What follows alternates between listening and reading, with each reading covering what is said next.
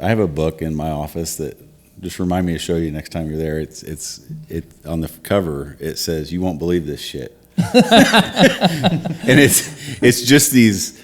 I mean, we all know like those weird things that pop up. Some employee comes in and asks some question, you're like, "Wow," or some scenario, or I mean, it literally is just full. And I think someday I want to turn that into like this management book. Like, here's this crazy story, and here's what I learned from it. Yeah, here's how we dealt with it. Yeah. Yeah, That's like the goal. In fact, I think, Yeah. Nick, every time you call, he gets that book out. Right?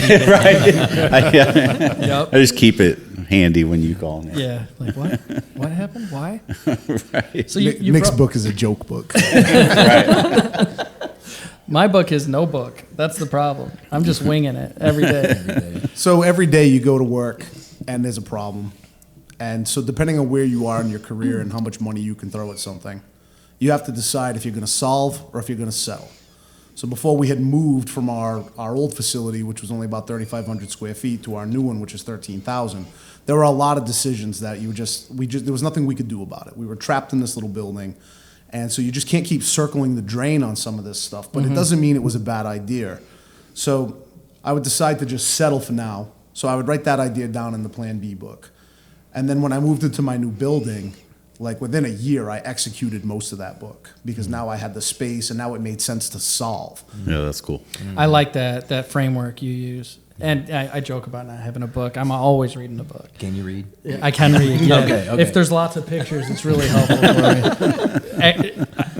Jokes aside, like the book that I've been reading is a ton of pictures. It's a book called Business Model Generation, and it's all about like how to visualize your business model in one view and how all the different components of it interact with each other. And so it's something that we're using in our business at the end of the year to kind of audit how our business model works. And our company's got all these different business units working together and different leadership teams in each business unit.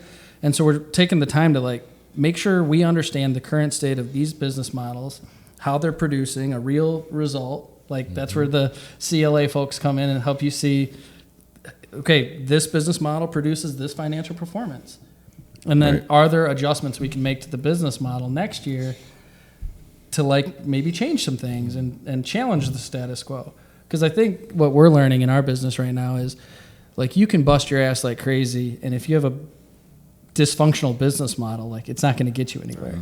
And we all know how hard it is in this industry to make a buck. Oh, yeah. Yep. So it's like maybe once or twice a year, take a step back and look at the whole business model. Like, should we even be doing this way?